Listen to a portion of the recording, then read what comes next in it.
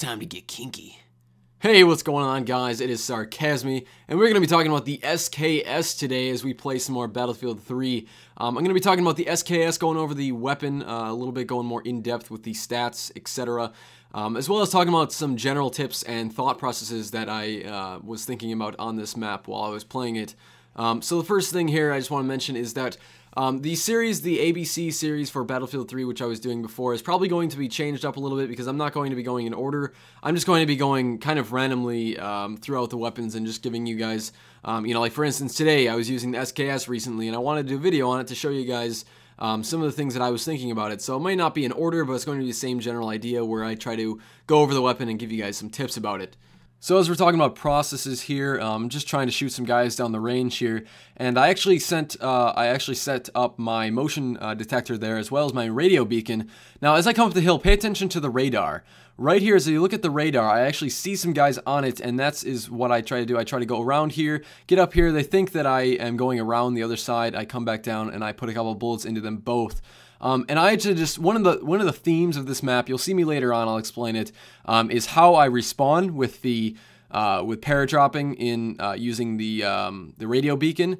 But the other thing is that, not even just in this episode, but in the game in general, this game, as well as many other FPS games or other games in general, is it's almost all mental. It's like 85 to 90% mental and outsmarting your enemy. It's not even, you have to be a good shot. Obviously, it's one of the key things in a first-person shooter is to be accurate and, to have quick reflexes and things like that. But if you can just know what you're doing, it's almost better to know what you're doing but not be very good at it than be good at doing something but not know exactly, or not know exactly what to do in certain situations. And in general, it's just mentally, the game is mentally prepared.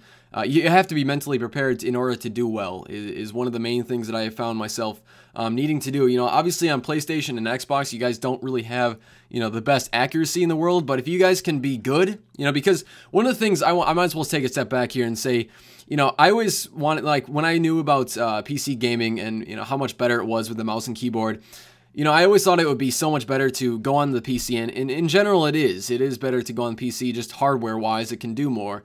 But one of the things that I realized is that even though I can't aim well because it's with a controller, it's a lot harder and stiffer to aim than a mouse and keyboard. It always was comforting to me that, I know that with a controller I can't aim as well as a guy with a mouse and keyboard, but the thing that was really comforting to me when I really figured this out was that, I'm not the only one with a controller. Everybody else playing on the console has the same controller that you guys have. So when I always see that console guys are always kind of, I don't know, like depressed, I guess, because we don't really have the same hardware capabilities that PC guys have with the mouse and keyboard and the smoother frame rates and all that good stuff. We don't have the hardware capabilities, but one of the things that, and I forget who told me this, but one of the things that, you always should try to think about is do what you can control and try to make what you can control the best it can be, and don't worry about what other people can say.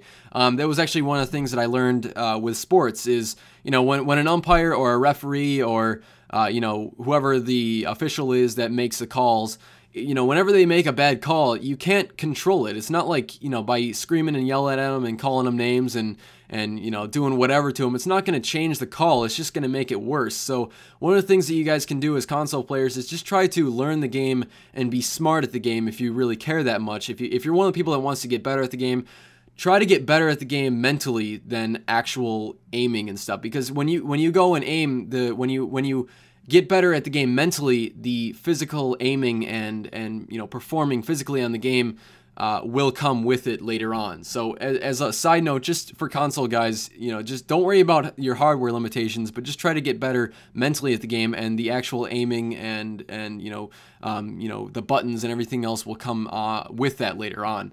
So let's get back to the SKS now. One of the things that I wanted to change up with the series, before I was doing a series on my channel where I would basically take a weapon down the list. I would have all the weapons in the game of Battlefield 3, all the primary weapons, and I would put them in alphabetical order, and what I would do would just go down the list, because before, as the game goes on, it's over a year now that the game's been out, so the weapons kind of get, boring. Sometimes, you use the same weapon over and over, it gets kind of boring. So one of the things that I set as a personal, as a personal stipulation, and I also made it into a series on my own channel, was that I would try to go down the list and use each weapon in alphabetical order and then talk about them and share what my opinions are on them.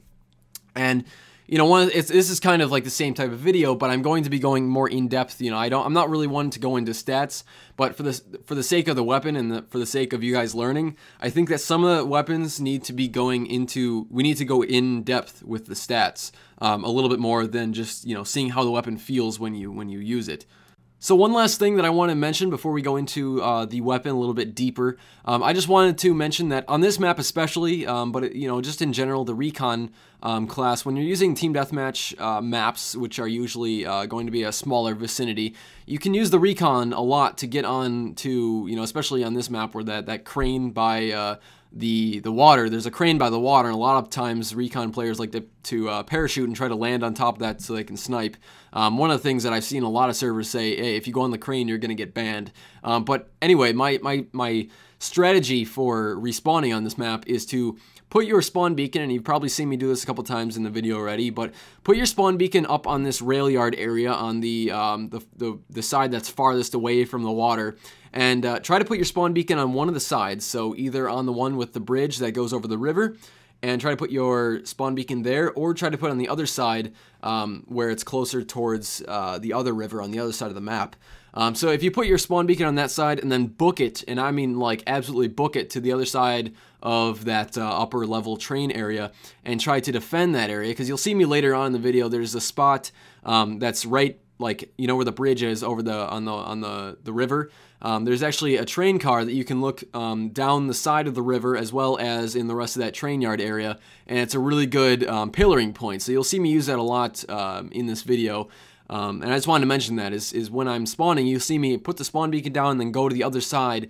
And because the reason for that, the reason for that is that if you're killed by, or when you are killed in that spot, then, you know, the chances that they're going to destroy your beacon are very high if you're killed near it. So if you go away from it and they kill it, then all the guys are going to be over, you know, and be attracted to where you died, so that when you spawn in, you're going to have a safe spawn, and they generally won't have found your beacon unless it's just sitting out in the open. So there is a site that if you are subscribed or have at least seen a video from, you know, either Modern Warfare 3 or Battlefield 3, if you've seen any other commentators use this site, you'll probably know what I'm talking about. It's called Simthic.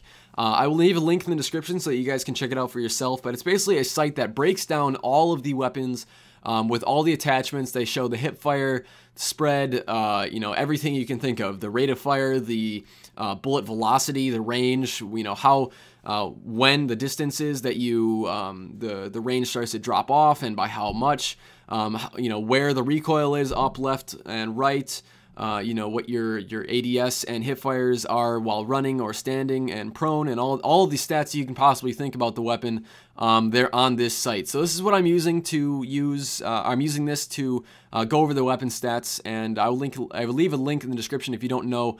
However, it is just SYMTHIC, Simthic, and it is just basically a stats site where you can look up the stats of all the weapons, and that is where I'm getting my stats for later in this video. So that point that I was just at right there that I just hopped down from was the pillar point that I was talking about. You can look down the whole train yard area as well as to where the docks are, which I'm running right behind me right now.